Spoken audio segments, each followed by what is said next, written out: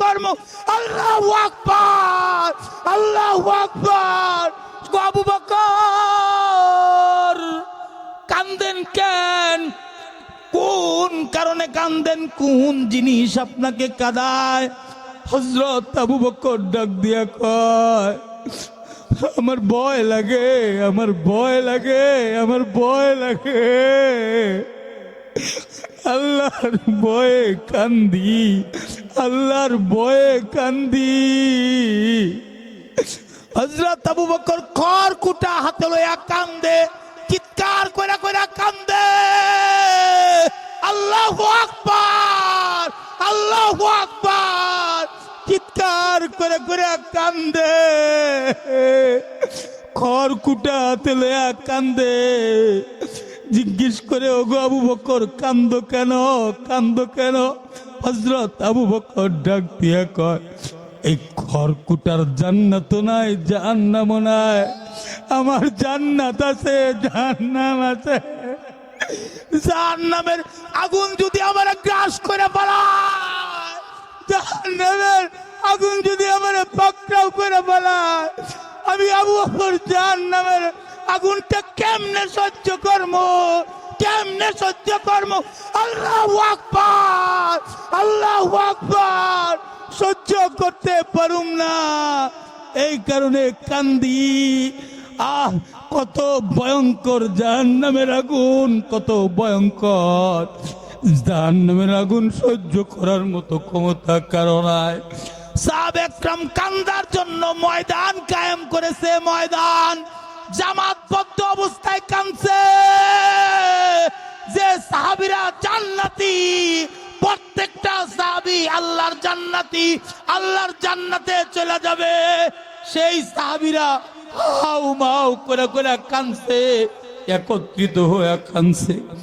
হযরতে বেলাল, আমার আপনার নবীর ইন্তেকাল হয়ে গেছে, নবীজির ইন্তেকাল হয়ে গেছে। সাহাবা একরামের ভিতরে কান্নার রোল পড়ে গেছে। কি কান্না, নবীর বিয়োগ বেদনায় কান্দা। হযরত বেলাল ডাক দিয়া কয়, আমি বেলাল আজান দিতাম,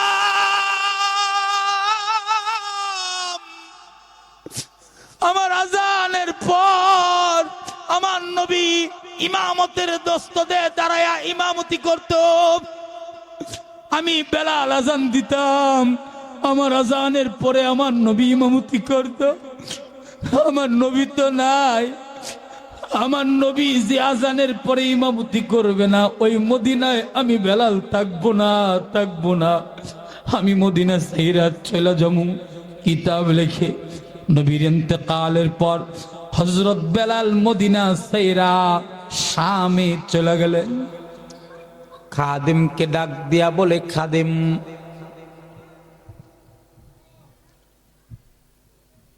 আমি পিপাসিত, আমি তৃষ্ণার্ত, আমাকে এক পেয়ালা পানি পান করাও। বাদশার হুকুমকে মানার জন্য খাদেম এক পেয়ালা পানি আনার জন্য গেলেন। ঠান্ডা এক পেয়ালা পানি, পেয়ালা ভর্তি করে বাদশার হাতে উঠায়া দিলেন। বাদশাহ ঠান্ডা পানিটা হাতে নিলেন, পেয়ালাটা মুখ বরাবর উঠালেন, পানি পান করবে।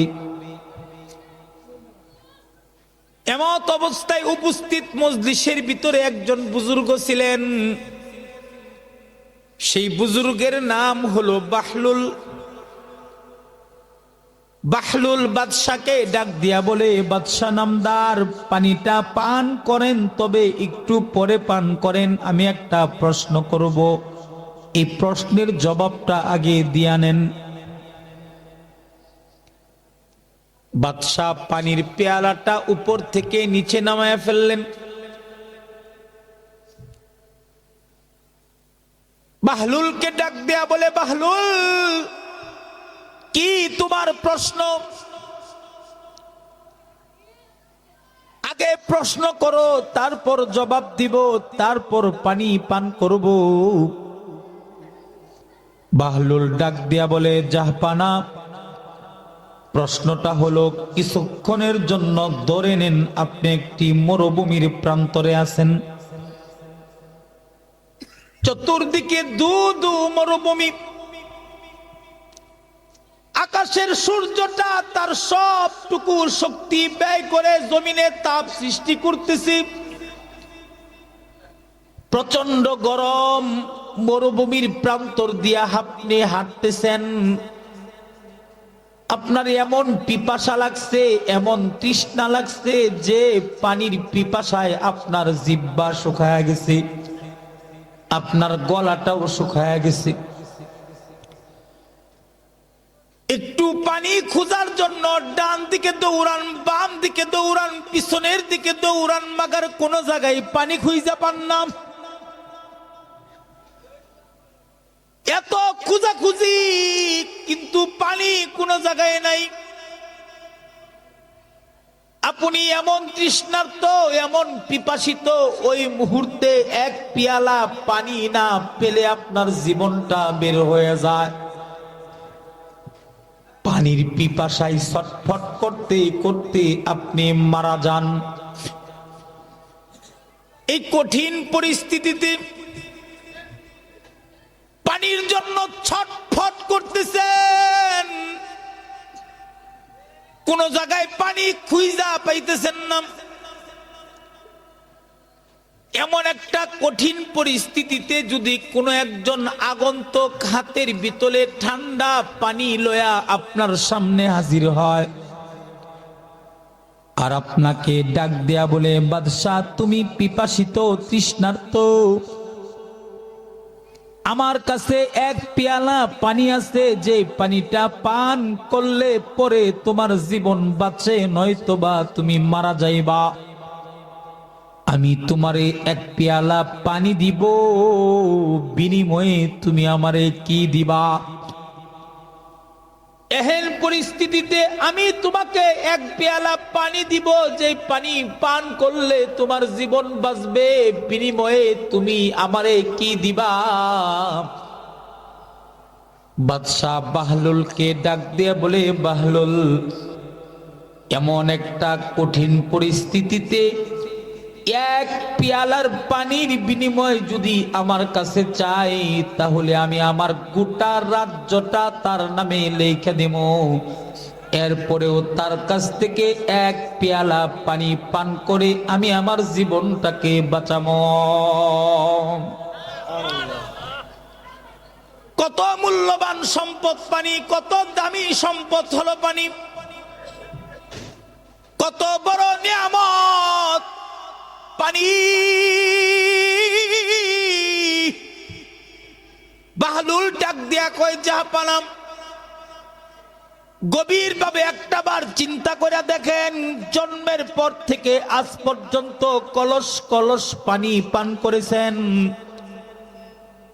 জীবনের প্রত্যেকটা ক্ষেত্রে এত পানি, এত পরিমাণে পানির ব্যবহার করেছেন, কোনোদিন বিল পে করতে হয় নাই, জবাবদিহিতা করতে হয় নাই। জাহাপানা, যেহেতু আপনি পিপাসিত, পানিটা পান করবেন, এই পানিটা পান করার আগে আমার মাসুক, আমার মাওলার নাম উচ্চারণ করে তারপর পানিটা পান করেন। মুহতারাম হাজিরিন, আমরাও তো জন্মের পর থেকে অদ্য পর্যন্ত কি পরিমাণে পানির ব্যবহার করেছি। রান্না বান্নায় পানি, ক্ষেত খামারে পানি, মিল ফ্যাক্টরিতে পানি, মসজিদে পানি, মাদ্রাসায় পানি, এত পানি ব্যবহার করেছি। পানির জন্য জবাবদিহিতা করতে হয় নাই, আলাদাভাবে বিল পে করতে হয় নাই। তাহলে একটা বার চিন্তা করে দেখেন, পানি কত মূল্যবান নিয়ামত, কত দামি নিয়ামত, যে নিয়ামতটা আল্লাহ তাআলা পৃথিবীর মানুষের জন্য আম করে দিছেন, যে নিয়ামতটা পৃথিবীর মানুষের জন্য সাধারণ ব্যবহারের জন্য আল্লাহ বানায়া দিছেন। পানির ব্যবহার সম্পর্কে বলি, পানির প্রকার সম্পর্কে আমি আপনাদেরকে বয়ান করি। কত প্রকার পানি জমিনে আছে। পুকুরে পানি আছে, নদী নালায় পানি আছে, খাল বিলে পানি আছে, সমুদ্রে পানি আছে, সাগরে পানি আছে। কথা বলেন ঠিক কিনা? এক এক পানির এক এক ব্যবহার, এক একটা পানির এক একটা ব্যবহার। খাল বিলের পানি যদি কেউ পান করে তাহলে তার ডায়রিয়া হয়ে যাবে। পুকুরের পানি যদি কেউ পান করে তাহলে সে অসুস্থ হয়ে যাবে। নদীর পানি যদি কেউ পান করে তাহলে সে অসুস্থ হয়ে যাবে। খাল বিলের পানির ব্যবহার আলাদা, নদীর পানির ব্যবহার আলাদা, সাগরের পানির ব্যবহার আলাদা, বৃষ্টির পানির ব্যবহারও আলাদা। কথা কোন ঠিক না বেঠি? কষ্ট হইতেছে না তো নাকি? শুধু পানি নিয়ে কথা বলতেছি তার মানে নিশ্চয়ই এটার ভিতরে আমার কোনো উদ্দেশ্য আছে। আমি একটা বিষয় বুঝাইতে চাইতেছি। নদীর পানি আলাদা কাজে ব্যবহার হয়, পুকুরের পানি আলাদা কাজে ব্যবহার হয়, খাল বিলের পানি আলাদা কাজে ব্যবহার হয়। জমিন যখন চৌচির হয়ে যায়, কোন জায়গায় পানি পাওয়া যায় না, মুষলধারে বৃষ্টি দিয়ে আল্লাহ জমিনকে উর্বর করে দেয়। তো খাওয়ার জন্য আল্লাহ পানি রাখছেন।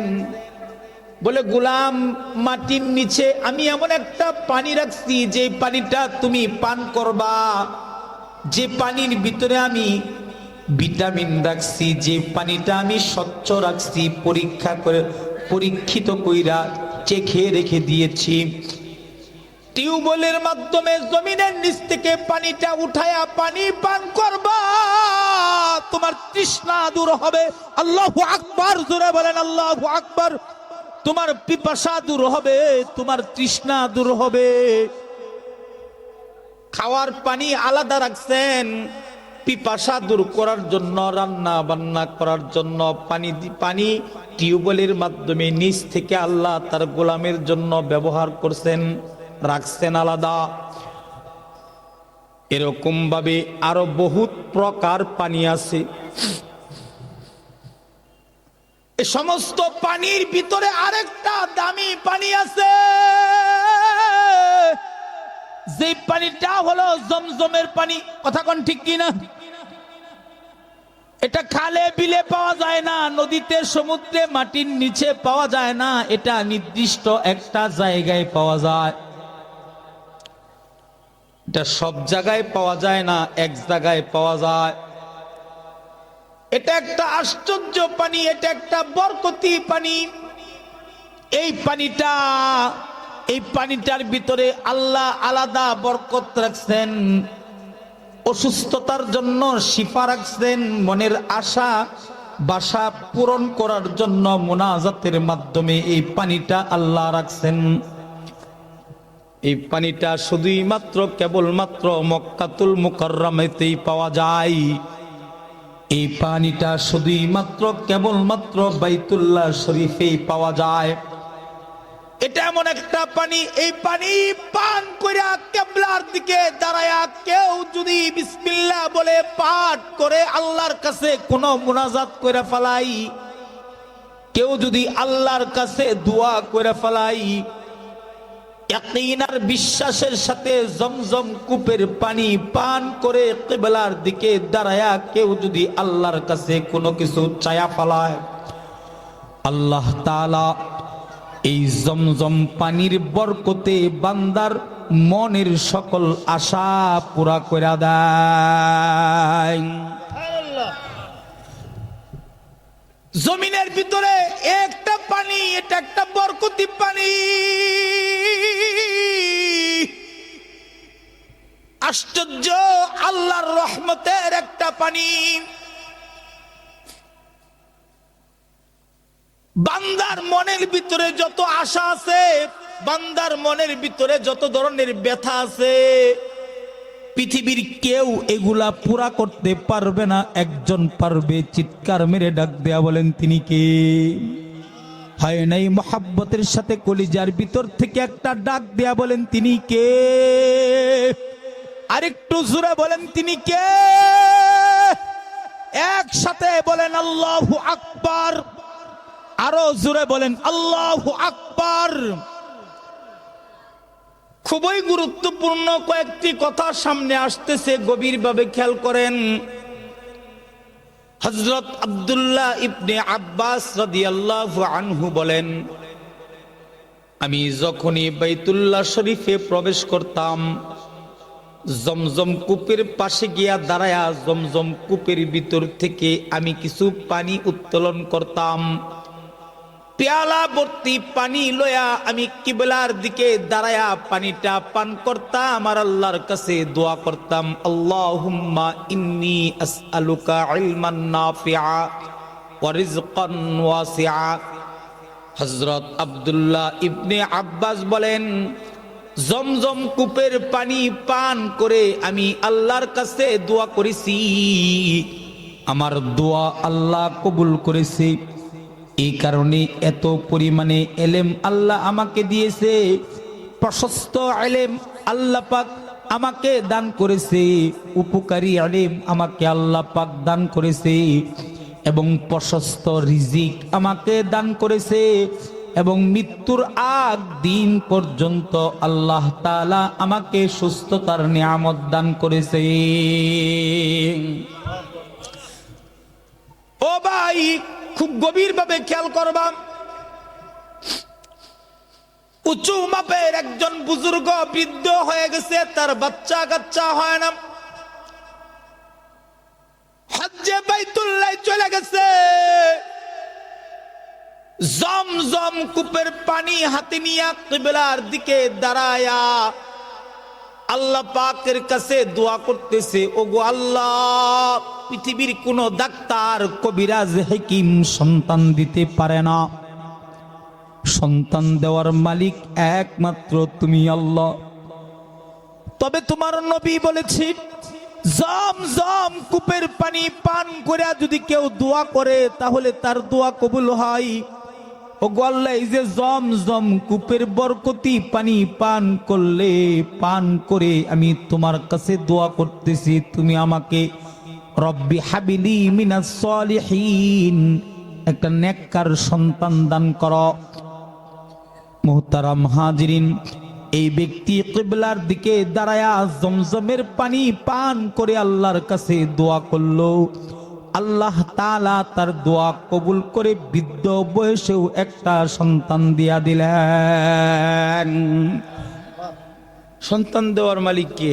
আল্লাহ। সবাই বলেন আল্লাহ। পৃথিবীর ডাক্তার পারে?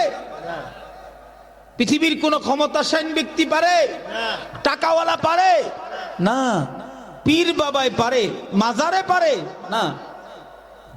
আমার সমাজের ভিতরে কিছু গন্ড মূর্খ আছে, কিছু জাহেল আছে, যে সন্তান পাওয়ার জন্য খাসি আর গরু লইয়া মাজারে যায়। কথা কোন ঠিক কিনা?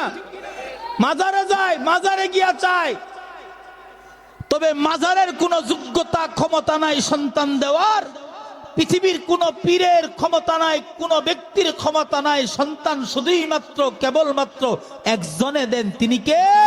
তিনি আল্লাহ।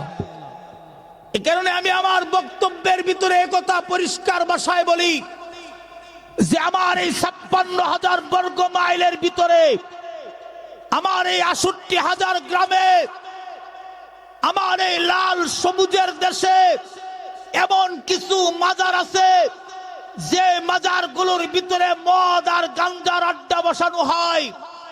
এমন কিছু মাজার আছে যে মাজারগুলোর ভিতরে নর্তকী, দাইয়ুস, নির্লজ্জ, বেহায়া নারীর কমর ঝুলানো হয়।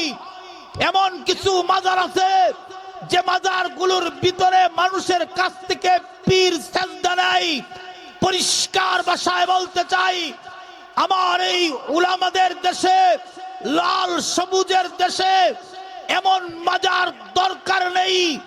এমন মাজারকে আগুন দিয়ে জ্বালিয়ে পুড়ে ছাই করে দাও, ছাই করে দাও। ঠিক ঠিক আওয়াজ করে বলেন।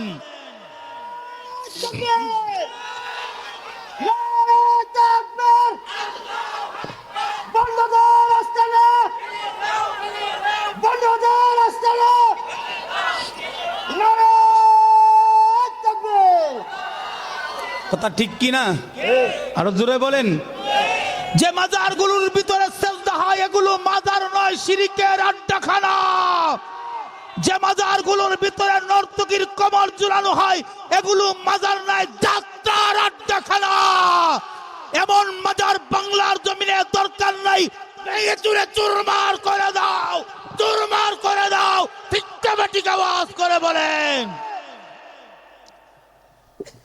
বাচ্চা দেওয়ার মালিক একমাত্র আল্লাহ। পৃথিবীর কোন ব্যক্তি বাচ্চা দিতে পারে না, পৃথিবীর কোন মানুষ বাচ্চা দিতে পারে না। আল্লাহ চাইলে বাপ ছাড়াও সন্তান দিতে পারে। কথা কয় না? বাবা মা আল্লাহর কাছে দোয়া করতেছে, ওগো আল্লাহ যদি আমাদেরকে একটা সন্তান দান করো, এই সন্তানটা তোমার ঘরের জন্য ওয়াকফ করে দিব, সুবহানাল্লাহ, তোমার ঘরের খাদেম বানায়া দিব।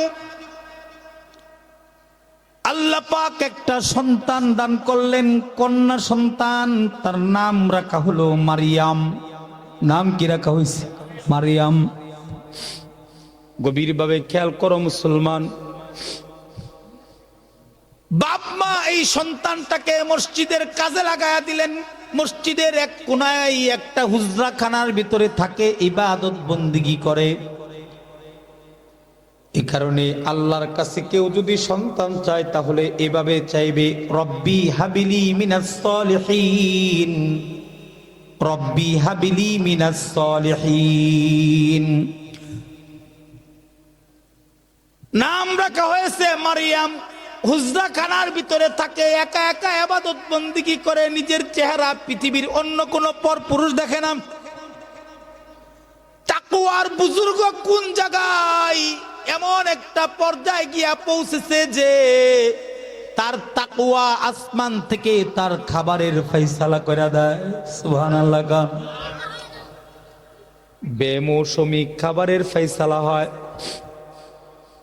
হযরত জাকারিয়া একদিন যায় দেখে হযরত মারিয়াম বেমৌসুমি খাবার খাচ্ছে। হযরত জাকারিয়া বলে, কোথায় পাইলা এই খাবার? কোথা থেকে আনছো এই খাবার? এখন তো এই খাবারের মৌসুম না। হযরত মারিয়াম বলে, হাযা মিন ফাদলি রব্বি, এটা দুনিয়ার কোনো খাবার না, এটা আমার রবের পক্ষ থেকে খাবার। মান্না সালওয়া। সুবহানাল্লাহ। কানা দিন আর সময় চলতে লাগলো। একদিন তাফসীর লেখে আল্লাহর কোরআনের বর্ণনা সূরাতু মারিয়াম মুতালা করলে দেখা যায় যে হযরত মারিয়াম একদিন চুলগুলো শুকাইতে দিছেন গোসল করে। এমন সময় যুবক বয়সের একজন ব্যক্তি হুজরাখানার ভিতরে ঢুকে গেলেন। হযরত মারিয়াম দেখা ভয় পেয়ে গেল, নিজেরে গুটায় নিল, জড়সড় করে নিল। একেবারে নিজেরে জড়সড় করে ফেলাইছি। যুবকটা ডাক দিয়া বলে, ভয়ের কোনো কারণ নাই, আমি পৃথিবীর কোনো যুবক না, আমি আল্লাহর ফেরেশতা হযরত জিবরাইল আসছি। সুবহানাল্লাহ। মারিয়াম, আল্লাহ পাক তোমাকে একটা সন্তান দিতে চায়। মারিয়াম ডাক দিয়া বলে, আমার তো বিয়ে শাদী হয় নাই, কেমনে আল্লাহ আমাকে সন্তান দিবে? আমার তো কোনো বিয়ে শাদী হয় নাই। হযরত জিবরাইল বলে, আমার মাওলা আমার আল্লাহ যদি চাই তাহলে বিয়ে শাদী ছাড়াও বাচ্চা দেওয়ার ক্ষমতা রাখে। হযরত জিবরাইল হযরত মারিয়ামের বুকে একটা ফু দিয়া চলে গেলেন। হযরত মারিয়াম গর্ভবতী হয়ে গেল। ভয় পাইতে লাগলো। মনের ভিতরে বিভিন্ন ভয় কাজ করতেছে, লোকেরা যদি আমাকে জিগায় তোমার বাপ ভালো, মা ভালো, তোমার বংশের লোকেরা ভালো, তুমি বাচ্চা পাইলা কই, তুমি এত দুশ্চরিত্রবান কেন? হযরত মারিয়াম ভয় পাওয়া শুরু করে দিছে। দিনকাল সময় অতিক্রম হয়, পেটের ভিতরে বাচ্চা বড় হইতে লাগলো। তাফসীর লেখে হযরত মারিয়াম একদিন হাঁটতেছিলেন, খেজুর গাছের কিনারে পিঠ লাগায়া বসে গেছেন। পেট থেকে আল্লাহ তাআলা ফুটে সুন্দর একটা বাচ্চা ভূমিষ্ঠ করে দিছে। সুবহানাল্লাহ। ব্যথা হয় নাই, শরীর দুর্বল হয় নাই। পেট থেকে মাওলায়ে পাক একটা নুরানি চেহারার অধিকারী ফুটফুটে একটা বাচ্চা দুনিয়াতে ভূমিষ্ঠ করেছেন। আঙ্গুর ফলের ব্যবস্থা করে দিছেন শরীরের দুর্বলতা কাটার জন্য। বাচ্চাটাকে কুলে লইয়া হযরত মারিয়াম হাঁটতেছিলেন। বনি ইসরাইলের কিছু লোক আইসা হযরত মারিয়ামকে বিভিন্ন গালিগালাজ শুরু করে দিল। হযরত মারিয়াম বলে, কি কমু, কি জবাব দিমু? মানুষ যদি জিগায় তাহলে আমার অবস্থাটা কি হবে? আল্লাহ পাক আসমান থেকে হযরত মারিয়ামকে ডাক দিয়া কয়, মারিয়াম, তোমারে যদি জিজ্ঞাসাবাদ করে তুমি বলবা আমি রোজা রাখছি, আমার জন্য কথা বলা নিষেধ। তৎকালীন সময়ে রোজা রাখা অবস্থায় কথা বলা থেকে শুরু করে কাজকর্ম পর্যন্ত সব নিষেধ ছিল। বাচ্চাটা কুলে নিয়ে হযরত মারিয়াম হাঁটতেছেন। লোকেরা আয়েশা জিজ্ঞেস করে, ইয়া মারিয়াম, তোমার বাবা ভালো, তোমার মা ভালো, তোমার বংশের লোকেরা ভালো, তুমি এত দুশ্চরিত্রা কেন? বাচ্চা কোথায় পাইছো? কোন মানুষের সাথে অপকর্মে লিপ্ত হয়েছো? হযরত মারিয়াম কথা কয় না, চুপ থাকে। কোলের ভিতরে বাচ্চা, কোনো কথা বলে না। বারবার যখন জিজ্ঞাসাবাদ শুরু করেছি, এমন সময় হযরত মারিয়াম আঙ্গুল দিয়ে ইশারা করতেছে, আমারে কিছুই জিগায়ও না, যা জিগানোর দরকার আমার কোলের বাচ্চারে জিগাও। সুবহানাল্লাহ, বাচ্চারে জিগাও। আসমান থেকে আল্লাহ পাক বাচ্চাকে ডাক দিয়া বলে, তোর সামনে তোর মাকে অপমান করতেছে, তোমার সামনে তোমার মাকে কথাবার্তা বলতেছে, চুপ কেন? জবাব দিয়া দাও, জবাব দিয়া দাও। কুলের বাচ্চাটার দিকে তাকায়া বলতেছে, এই বাচ্চা আবার কথা বলতে পারে নাকি? এই বাচ্চা তো কথা বলতে পারে না, বাচ্চার দিকে ইঙ্গিত করে কেন? এমন সময় কিতাব লেখে মায়ের কুল থেকে বাচ্চাটা আঙ্গুলটা উত্তোলন করেছে। এভাবে আঙ্গুল উত্তোলন করে বলতেছে, সাবধান সাবধান, খালি বাচ্চা বলিস না, বাচ্চা বলিস না। আমার এই সিনস আমি কি? বলে আমার পরিচয় নেয়। ক্বালা ইন্নী আবদুল্লাহ, ক্বালা ইন্নী আবদুল্লাহ আতানিয়াল কিতাবা ওয়াজআলানি নাবিয়্যা ওয়াজআলানি মুবারাকান আইনামা কুনতু ওয়া আওসানি বিস-সালাতি ওয়াজ-যাকাতি মা দুমতু হাইয়্যা। বাচ্চা আমার কুল থেকে জবাব দিয়ে বলতেছে, সাবধান, বাচ্চা বলবি না, আমি আল্লাহর বান্দা। আল্লাহু আকবার বলেন। বলে আমি আল্লাহর বান্দা, আল্লাহ আমাকে নবী বানায়া পাঠাইছে। ওয়াজআলানি নাবিয়্যা ওয়াজআলানি মুবারাকান আইনামা কুনতু ওয়া আওসানি বিস-সালাতি ওয়াজ-যাকাতি মা দুমতু হাইয়্যা। আল্লাহ আমারে নবী বানাইছে, কিতাব দিছে, মার খেদমত করতে পাঠাইছে, যাকাত আর নামাজকে জমিনে পরিপূর্ণ বিধান হিসাবে জমিনের ভিতরে এটাকে প্রতিষ্ঠা করার জন্য আল্লাহ জমিনে আমারে পাঠাইছে। বাচ্চা বলিস না। আল্লাহ পাক বাপ ছাড়াও সন্তান দিতে পারে, আবার বাচ্চাকে দিয়াও জালেমের বিরুদ্ধে প্রতিবাদ করাইতে পারে। কথা বলেন ঠিক না বেঠিক? আল্লাহ পাক যদি চায়, আল্লাহ পাক সব পারে। যে কিছু সময় আমাদের মাঝখান থেকে অতিবাহিত হয়েছে, জুলুম আর নির্যাতনের স্টিম রুলার চালানো হয়েছে, না নিরাপদ ছিল ইসলাম, না নিরাপদ ছিল মাদারিস মাসাজিদ, না নিরাপদ ছিল মানুষের জান আর মাল, কোনো কিছু নিরাপদ ছিল না। গ্রামের একটা পাতি নেতাও এসে চাঁদা তুলে গার উল্টিয়ে নিজের পরিচয় দিয়েছে আমি আওয়ামী লীগের লোক। আর কথা কয় না কেন, কথা কয় না কেন? কিন্তু জুলুম আর নির্যাতন অতিমাত্রায় বেড়ে গেলে আসমানের মালিক এটা সহ্য করে না। সীমা লঙ্ঘনকারীর উপর আল্লাহ পাকের গজব এমন ভাবে আসে, জমিন থেকে তাদের সমস্ত শক্তি আর ক্ষমতাকে আল্লাহ ধ্বংস করে রাস্তার ভিখারি বানায়া দেয়, ভিখারি বানায়া দেয়। এ কারণে আমি আমার বয়ানের ভিতরে মাঝে মাঝে বলি এ কথা যে ফেরাউন জুলুম আর নির্যাতন করেছিল, কিন্তু এই সন্ত্রাসী রক্ত পিপাসু খুনি হাসিনার মতো আয়নাঘর বানায় নাই। আরে কথা কয় না কেন? ফেরাউন জুলুম নির্যাতন করার কারণে নীল নদের মাঝখানে আল্লাহ পাক চুবিয়ে তাকে মেরেছে। ফেরাউনের নামে আল্লাহ কুরআনে আয়াত নাযিল করেছে। হযরত জিবরাইলের আগমন যদি হতো, এখনো পর্যন্ত কুরআন নাযিলের আমল যদি থাকতো, তাহলে সন্ত্রাসী আওয়ামী লীগ বাহিনীর বিরুদ্ধে আল্লাহ পাক কুরআনের ভিতরে আয়াত নাযিল করত। ঠিকটা বেঠিক আওয়াজ করে বলেন। মানুষের উপর এত জুলুম নির্যাতন করেছে যে বাচ্চাও ঘৃণা করে, বৃদ্ধরাও ঘৃণা করে। সমাজের প্রত্যেকটা মানুষ এখন এই নাম শুনলে অভিশাপ দেয়। কথা কোন ঠিক কিনা? সহ্য করতে পারে না এই নাম, কেন অভিশাপ দেয়? কেন? বলে এরা ছিল জুলুম নির্যাতনকারী, এরা জাতির সম্পদ আত্মসাৎ করেছে, ইসলাম এবং দ্বীনকে খণ্ড বিখণ্ড করার ষড়যন্ত্র চক্রান্ত করেছে, আমার এই মাতৃভূমিকে ভারতের কাছে বিক্রি করার প্ল্যান করেছে। ভারত যেভাবে ইশারা করত দেশ সেভাবেই চলতো, ভারত যেভাবে এই জমিনকে চালাইতো সেভাবেই চলতো। ভারতের কাছে এই দেশ মোটামুটি বিক্রির প্ল্যান হয়ে গিয়েছিল।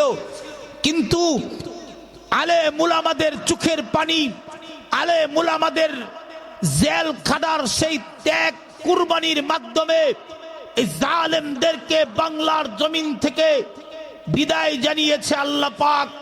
আবার আমার এই দেশকে মুক্ত স্বাধীন করেছে। পরিষ্কার ভাষায় বলতে চাই, এই বাংলার জমিনে আবারও কোনো জালেম যদি আসে, আবারও কোনো জুলুম নির্যাতনকারী মানুষের টাকা আত্মসাৎকারীরা আবার যদি চেয়ারে বসে, তাহলে মানুষের উপর জুলুম নির্যাতন যদি আবার শুরু করে, আওয়ামী লীগের পতন যেভাবে হয়েছে তাদের পতনও সেভাবেই হবে। আরো কথা বলেন ঠিক কিনা? জোরে বলেন। কারণ চেয়ার থাকে মাগার ক্ষমতা থাকে না, চিরদিন ক্ষমতায় বসে থাকা যায় না। যারা ক্ষমতায় বসে তাদের উচিত যে মানুষের দোয়া নেওয়া, মানুষের উপর জুলুম নির্যাতন না করা। কথা কোন ঠিক কিনা? বাচ্চা দিয়ে আল্লাহ পাক জালেমদের প্রতিবাদ করেছেন। আল্লাহ পাক পয়গম্বর ঈসাকে বাচ্চা বয়সে কথা বলেছেন। খুব ভালো করে খেয়াল করবেন, জমজমের পানি এটা একটা বরকতি পানি। এই পানি পান করার পরে ওই বুজুর্গ আল্লাহর কাছে দোয়া করেছে, তো আল্লাহ পাক বৃদ্ধ বয়সে তাকে সন্তানের বাবা বানাইছে। হাবিবে কিবরিয়া সরকারে দু আলম নবী বলেন, মা উ জমজম লিমা শুরিবা লাহু, জমজমের পানি এটা এমন একটা পানি যেই পানিটা পান করলে পরে শুধু পিপাসা দূর হয় না, ক্ষুধাও দূর হয়। জমজমের পানির ভিতরে আল্লাহ পাক ক্ষুধা দূর করার উপাদান রাখছেন। শুধু তাই না, জমজমের পানির ভিতরে আল্লাহ তাআলা সুস্থতার নিয়ামত রাখছেন, মনের সকল আশা বাসা পুরা করার একটা ব্যবস্থাও রাখছেন। মুহতারাম হাজিরিন, আমার আপনার নবী একদিন বাইতুল্লাহ শরীফে তোয়াফ করতেছিলেন, সাহাবা একরামদেরকে নিয়ে তোয়াফ করতেছিলেন। এমন অবস্থায় একজন ব্যক্তি এসে আমার আপনার নবীকে ডাক দেয়া বলে, আমাকে কালেমা পড়ায়া মুসলমান বানায়া দেন। নবীজি জিজ্ঞেস করলেন, মা নাংতা মাসমুকা আয়না বালাদুকা, কি তোমার নাম, কোথায় তোমার বাড়ি? লোকটি জবাব দেয়, ইসমি আবু যর, গিফার গোত্রের সন্তান আমি। পরীক্ষা করার জন্য আসছি, পরীক্ষা করা শেষ হইছে, এখনই আমাকে কালেমা পড়ায়া মুসলমান বানায়া দেন। নবীজি তাকে সাথে সাথে কালেমা পড়ায়া মুসলমান বানায়া দিলেন। তিনি হলেন আবু যর গিফারি রাদিয়াল্লাহু আনহু। আল্লাহর নবী জিজ্ঞেস করে, ওগো আবু যর, কতদিন যাবত তুমি এই জায়গায় অবস্থান করতেছো? হযরত আবু যর জবাব দেয়, 1 মাস যাবত আমি এখানে অবস্থান করতেছি। বলে, 1 মাসের ভিতরে তুমি কি পান করেছো, কি খাইছো? আবু যর ডাক দেয়া কয়, আল্লাহর কসম করে বলি, এই 1 মাসের ভিতরে এখানে আমি জমজম পানি ব্যতীত আর কিছুই খাই নাই। তার মানে আমি জমজম পানি পান করেছি। এই জমজম পানির মাধ্যমে আল্লাহ তাআলা যেমন আমার পিপাসা দূর করেছে, তেমন আল্লাহ তাআলা আমার ক্ষুধাও দূর করে দিছে। মুহতারাম হাজিরিন, আরেকটা পানি আছে, খুবই বরকতি একটা পানি। তাম পৃথিবীর সমস্ত পানি, তার ভিতরে অন্যতম এবং গুরুত্বপূর্ণ একটা পানি হলো, আশ্চর্য একটা পানি এখন আমি আপনাদের সামনে বলবো। সেটা হলো হাউজে কাউসারের পানি। এটা দুনিয়ার কোনো জায়গায় পাওয়া যায় না। ময়দানে মাহশারে আল্লাহ তাআলা এই পানিটা তার উম্মতদেরকে পান করাবেন। যে কঠিন মুহূর্তে সূর্যটা মাথার অর্ধ হাত উপরে থাকবে, মাথার মস্তকটা গলে গলে গলে গলে পড়তে থাকবে, কঠিন একটা মুহূর্ত। পানির জন্য মানুষ এদিক সেদিক দৌড়াদৌড়ি করতে থাকবে, ছুটাছুটি করতে থাকবে। যারা উম্মতে মুহাম্মদী তারা সিরিয়াল দইরা দাঁড়ায়া থাকবে। নবীজি হাউজে কাউসারের কূপ থেকে পানি উঠায়া তার উম্মতকে পানি পান করাবেন। সুবহানাল্লাহ। জোরে কোন। কত উম্মতে মুহাম্মদী জমিনের ভিতরে দেখি, সব উম্মতে মুহাম্মদীকে পানি পান করানো হবে না। সবাই উম্মতে মুহাম্মদীর ড্রেস, উম্মতে মুহাম্মদীর সার্টিফিকেট সেদিন পাবে না। যারা উম্মতে মুহাম্মদী হবে তাদের চেহারার ভিতরে একটা নূর নূর চমকাইতে থাকবে। চেহারায় নূর চমকাবে, হাতের ভিতরে নূর চমকাবে, কপালের ভিতরে নূর চমকাবে। দুনিয়ার জমিনে ঠান্ডা পানি দিয়ে উযু করে আল্লাহর কদমে যারা সিজদা করেছে, তাদের চেহারা থেকে নূর নূর জলমাল জলমাল করতে থাকবে। আল্লাহু আকবার। নবীজি তাদেরকে সিরিয়ালে দাঁড় করাইবেন, হাউজে কাউসার পান করাবেন। হাউজে কাউসার পান করার সাথে সাথে জীবনের সমস্ত পিপাসা নিভে যাবে, জীবনের সমস্ত তৃষ্ণা দূর হয়ে যাবে। এটা হলো হাউজে কাউসারের পানি। আর একটা পানি আছে, তাম দুনিয়ার সমস্ত পানিকে একত্রিত করলে, সাগরের পানি, নদীর পানি, খাল বিল আর পুকুরের পানিকে একত্রিত করলে, জাহান্নামের আগুনে নিক্ষেপ করলে জাহান্নামের আগুন নিবানো যাবে না, জাহান্নামের আগুন নিবানো যাবে না।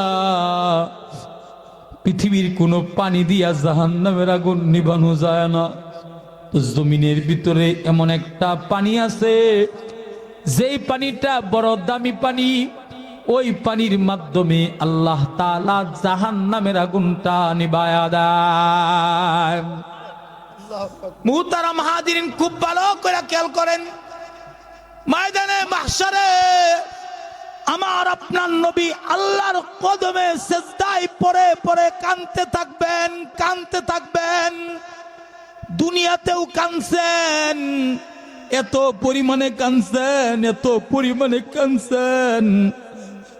সমস্ত নবীদের চোখের পানি যদি একত্রিত করা হয়, শুধুমাত্র কেবলমাত্র আমার আপনার নবীর চোখের পানি, একদিনের পানি যদি একত্রিত করা হয়, সমস্ত নবীর চোখের পানির তুলনায় আমার আপনার নবীর চোখের পানির পরিমাণ বেশি হয়ে যাবে। আল্লাহু আকবার, জোরে বলেন আল্লাহু আকবার। যত পানি আছে সমস্ত পানির ভিতরে একটা দামি এবং অন্যতম পানি হলো বান্দার চোখের পানি।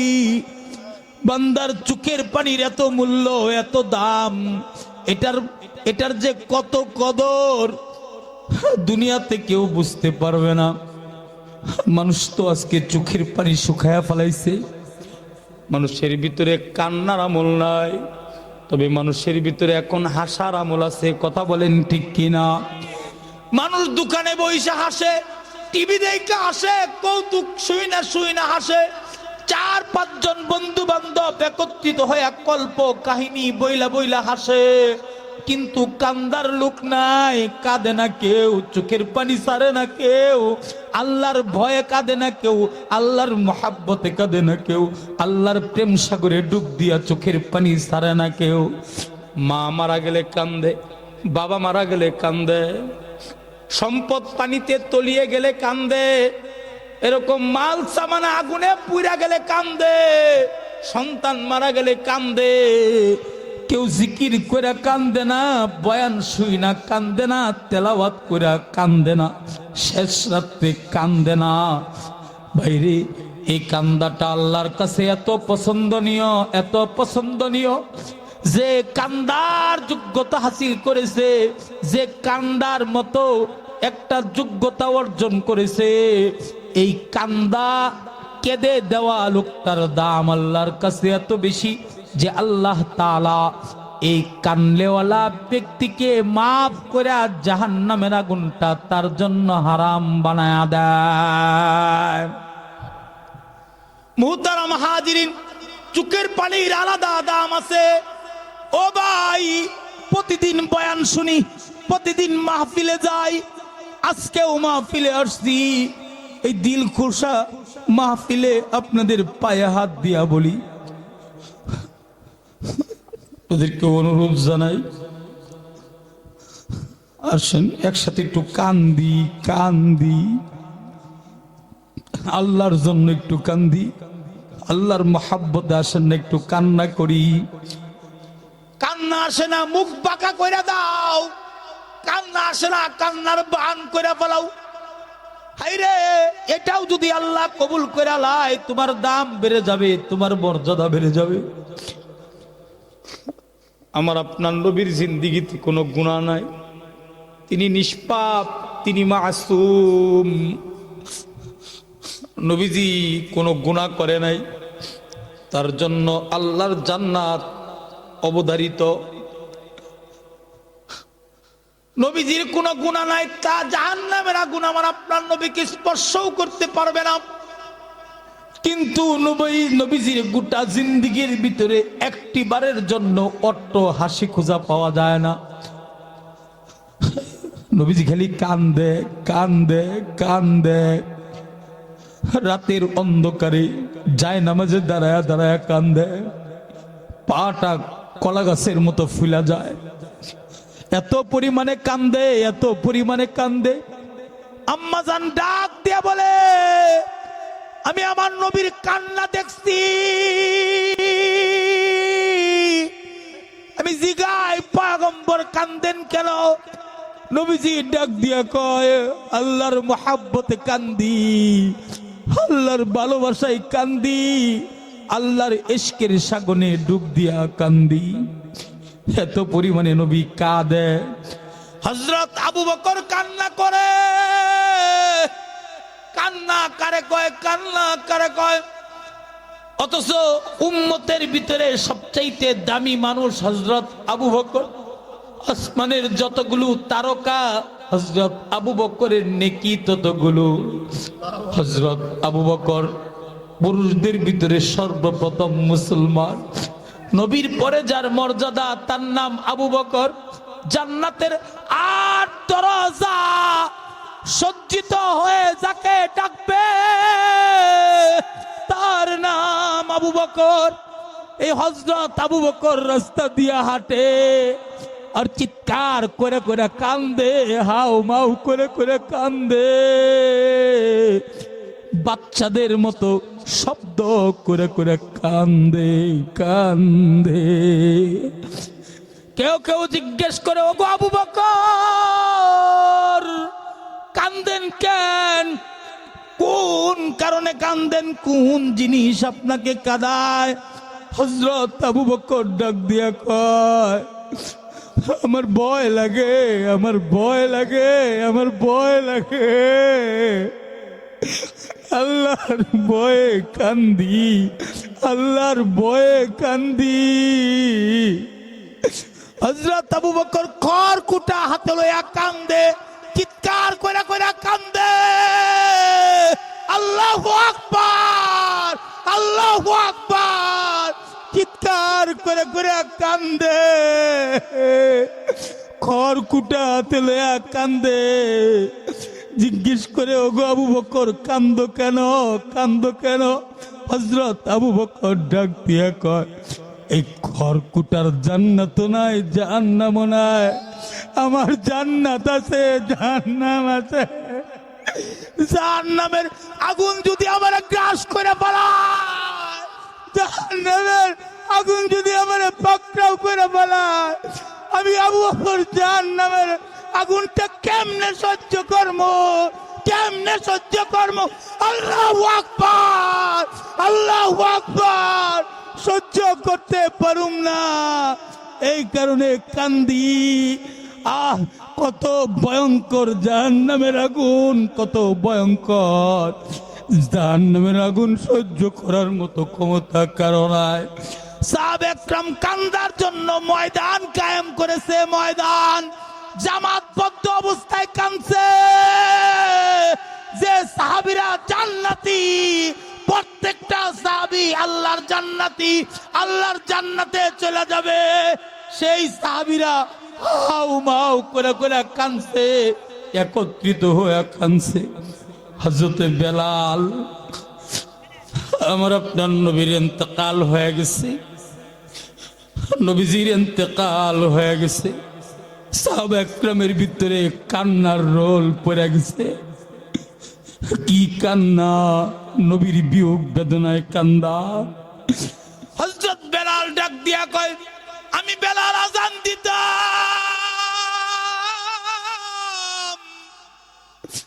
আমার আজানের পর আমার নবী ইমামতের দস্তদে দাঁড়ায়া ইমামতি করত, আমি বেলাল আজান দিতাম, আমার আজানের পরে আমার নবী ইমামতি করত। আমার নবী তো নাই, আমার নবী যে আজানের পরে ইমামতি করবে না, ওই মদিনায় আমি বেলাল থাকবো না, থাকবো না, আমি মদিনা সাইরা চলে যাবো। কিতাব লেখে নবীর ইন্তেকালের পর হযরত বেলাল মদিনা সাইরা শামে চলে গেলেন। শামে কিছুদিন অবস্থান করলেন।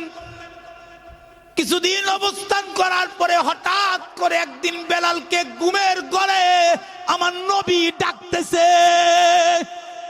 নবীজি বেলালকে ডাক দিয়া কই, বেলাল কতদিন হয়ে গেল তুই আমাকে সাইরা শামে চলে আসছস? বেলাল রে, তোর কি আমার দেখতে মনে চায় না? আমাকে কি তোর দেখতে মনে চায় না? আমার রোজার সামনে কি তোর দাঁড়াইতে মন চায় না রে বেলাল? বেলাল ঘুম থেকে উঠে গেলেন, হাউ মাউ করে বাচ্চাদের মতো কান্না শুরু করে দিলেন। বেলাল ডাক দিয়ে কই, আমার নবী আমারে ডাকতেছে, আর শামে থাকতে পারুম না, আমার নবী আমারে ডাকতেছে। হযরতে বেলাল হাউ মাউ করে কেঁদে কেঁদে উটের উপর সওয়ার হয়ে মদিনাতুল মুনওয়ারার দিকে রওনা করলেন। মদিনাতুল মুনাওয়ারাতে যাওয়া মাত্র সাহাবা একরাম বেলালকে ঘেরাও করে ধরছে। কেউ এইসব বেলালের কপালে চুমা দেয়, কেউ হাতে চুমা দেয়, কেউ জড়ায়া ধরে আর কান্দে আর ডাক দেয়া, কই বেলাল গো, এতদিন আপনি কোথায় ছিলেন? নবীজির ইন্তেকালের পর আপনি মদিনা ছাড়লেন, আর তো আসলেন না বেলাল। আপনাকে দেখলে নবীর কথা মনে হয়, আপনার কাছে থাকলে নবীর জিন্দেগির কথা স্মরণ হয়। বেলাল গো, আপনি যেহেতু আসছেন, আপনি আজকে একটু আজান দেন। আপনার আজান শুই না নবীর কথা মনে করব, নবীর কথা মনে করে কাঁদবো, চিৎকার দিয়া দিয়া কাঁদবো, হাউ মাউ করে করে কাঁদবো, নবীর ইশকের আগুনে জ্বইলা পইরা ছাই হইয়া যাব। নবীর প্রেম আর ভালোবাসা প্রকাশ করতে গিয়া কাঁদবো। বেলাল ডাক দিয়া কই, না না, যে মদিনাতে আমি বেলাল আজান দিলে পরে নবী নামাজের ইমামতি করবে না, এমন আজান আমি বেলাল দিতে পারুম না, এমন আজান আমি বেলাল দিব না, দিব না, এমন আজান দিতে চায় না। সাহাবা একদম খুব অনুরোধ শুরু করে দিল, ওগো বেলাল একটু আজান দেন, একটু আজান দেন। বলে না না, আজানের পর যদি আমি আমার নবীজিরে না দেখি কলজা ফাইট্টা মারা যাবো, আমি আজান দিব না, আজান দিব না। হযরত হাসান আর হযরত হুসাইন একজন গিয়া ডানে ধরে, একজন গিয়া বাম হাতে ধরে, আর ডাক দেয়া কই, চাচা গো, মদিনার আকাশে আপনার সুরের আজান কতদিন হয় না? নানা বিদায় হওয়ার পর থেকে মদিনাতে আপনার কণ্ঠে আজান শুনি না গো চাচা, চাচা কতদিন হয়ে গেল নানাকে দেখি না, নানার কথা বড় মনে পড়তেছে আপনাকে দেখার পরে গো চাচা। চাচা আপনি একটু আজান দেন, আপনার আজান শুই না আজকে একটু কাঁদবো। এই রে, চোখের পানির কি দাম, চোখের পানি কি দাম, চোখের পানির কি মর্যাদা। সাহাবা একরাম চোখের পানি ছাড়ছে, কাঁদছে, কেঁদে কেঁদে আল্লাহর ইশকের দরিয়ার ভিতরে আগুন ধরায়া দিছে। কোথায় গেল আজকে সেই কান্না, কোথায় গেল আজকে সেই রুনাজারি? কান্দা নাই, রুনাজারি নাই, সব বরবাদ করে ফেলেছি। দিল পাথর হয়ে গেছে, দিল শক্ত হয়ে গেছে। এখন আর আল্লাহর ভয়ে চোখের কোনায় পানি জমা হয় না। এখন আর সেজদা দিতে গেলে আল্লাহর মুহাব্বতে চোখের পানি পড়ে না। এখন আর তিলাওয়াত করতে গেলে চোখের কোনা দিয়া পানি প্রবাহিত হয় না। এখন জিকির করতে গেলে চোখের কোনা দিয়া পানি বের হয় না। হায়রে, কি যে একটা কঠিন পরিস্থিতি আমাদের চলতেছে। অথচ যারা কনফার্ম জান্নাতি তারা কাঁদছেন কেঁদে কেঁদে, আল্লাহর রহমতের সাগরের ভিতরে আগুন ধরায়া দিছেন। মুহতারাম হাজিরিন, হযরত বেলাল হাসান আর হুসাইনের কথা শুই না আজান দেওয়ার জন্য রাজি হয়ে গেলেন। মদিনার ঘরে ঘরে মহিলারা প্রস্তুত হয়ে গেল, বাচ্চারা প্রস্তুত হয়ে গেল, সাহাবীদের বিশাল বড় কাফেলা কাদার জন্য প্রস্তুত হয়ে গেল। আজকে কাঁদবে, সবাই কাঁদবে। হযরত বেলাল নবীর জীবদ্দশায় যে জায়গায় দাঁড়ায়া আজান দিতেন ওই দিকে কদম বাড়াইতে লাগলেন। এক কদম দুই কদম করে করে ওই দিকে যায়। বেলালের কষ্টে বুকটা ফাইটা যায়। বেলালের চেহারা রক্ত জবার মতো লাল হয়ে যায়, চোখগুলো রক্ত জবার মতো লাল হয়ে যায়। হাইরে, বেলাল হেঁটে হেঁটে ওই উঁচা জায়গায় গিয়া দাঁড়ালেন। ভাঙ্গা এবং কান্না জড়িত কণ্ঠে বেলাল আল্লাহু আকবার বলতে দেরি। মদিনার গড়ে গড়ে মহিলাদের গুনুর গুনুর আওয়াজের কান্না বের হইতে দেরি না। ছোট ছোট বাচ্চারা কানতে কানতে কানতে কানতে এক একটা গড়াগড়ি শুরু করে দিছে। নবীর সাহাবীরা কাঁদতে কাঁদতে গড়াগড়ি শুরু করে দিছে। এক একটা গড়াগড়ি করতেছে আর কাঁদতেছে, গড়াগড়ি করতেছে আর কাঁদতেছে। কেউ দেয়ালের পেটের সাথে পিঠ লাগায়া কান্দে, কেউ খেজুর গাছের সাথে পিঠ লাগায়া কান্দে, কেউ গড়াগড়ি করে কান্দে, আওয়াজ করে করে কান্দে। হযরত বেলাল উঁচা জায়গায় দাঁড়ায়া আজান শেষ করলেন, হাও মাও করে কাঁদতে কাঁদতে হযরত বেলাল মাটিতে পড়ে গেলেন, বেহুশ হয়ে গেলেন। সাহাবা একরাম কাঁদতে কাঁদতে এক একজন বেহুশ হয়ে গেলেন। হায় রে, এই কান্দা হাত ব্যথার কান্না না, এই কান্দা মা মারা যাওয়ার কান্দা না, এই কান্দান সন্তান মারা যাওয়ার কান্দা না, এই কান্দা সম্পদ হারানোর কান্দা না, এই কান্দা নবীর প্রেমের কান্দা। আল্লাহু আকবার, আল্লাহু আকবার। এটা নবীর প্রেমের কান্দা, নবীর ইশকে কান্দা, নবীর মহাব্বতে কান্দা। সাহাবা একরাম এভাবে কাঁদছেন, চোখের পানি ছাড়ছেন। আজও যদি কোন মুসলমান আল্লাহর মহাব্বতে কান্দে, আল্লাহর ভালোবাসায় চোখের পানি ছাড়ে, চোখের পানির দাম, চোখের পানির মর্যাদা নবীজি বলেন, আলা মাম বাকাত মিন খাশিয়াতিল্লাহ, আলা আলা মাম বাকাত মিন খাশিয়াতিল্লাহ হারামাল্লাহু আলাইহিন নার, আলা মাম বাকাত মিন খাশিয়াতিল্লাহ হুররিমাতিন নার। আল্লাহর মহব্বতে, আল্লাহর ভয়ে যদি এক ফোঁটা চোখের পানি কেউ ছেড়ে দেয়, আল্লাহ তাআলা জাহান্নামের সেই প্রচন্ড প্রখর লেলিহান অগ্নিকে তার জন্য হারাম কইরা দেয়। আল্লাহ তাআলা কুরআন শরীফের ভিতরে ঘোষণা করে বলেন, ফালিয়াদহাকু কলিলা, ফালিয়াদহাকু কলিলা ওয়ালিয়াবকু কাসীরা।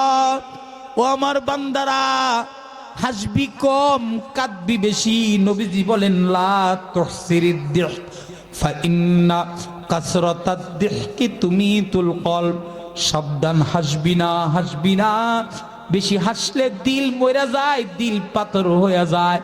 কাঁদবি, কান্নার মাধ্যমে আল্লাহর বন্ধু হওয়া যায়। এ কারণে মুহতারাম হাজিরিন, কাদার দরকার আছে না নাই? আরো জোরে কোন আছে না নাই? কান্দার যোগ্যতা হাসিল করতে হবে। আমি তো আমার মুরব্বী মনে করি, এবং আমি আমার মুরব্বীদের কাছে যাই, একটু কান্দার লেগে যাই। আল্লামা মুস্তাফিজুর রহমান সাহেব হুজুর আমার মুরব্বী। হুজুরের মুলাকাত, হুজুরের সোহবত আমার আমলে নূর পয়দা করে। মাওলানা হাফিজ 8-10 বছর যাবৎ আমি ছোট ভাইয়ের মতো মহাব্বত করি। এখানে আসা, মহাব্বতের চাদরে আটকায় আসা।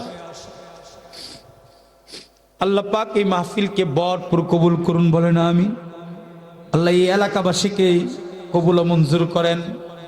এলাকার কবরস্থানগুলো জান্নাতের বাগান বানায়া দেন, জোরে কোন আমিন। মাওলানা হাফিজের আব্বা অসুস্থ, আল্লাহ সুস্থতার নিয়ামত দান করেন। মুস্তাফিজ সাহেব হুজুরকে আল্লাহ সুস্থ রাখুন, আল্লাহ তাআলা বরকত দান করুন, জোরে বলেন আমিন। মুহতারাম হাজিরিন, আমার পরেও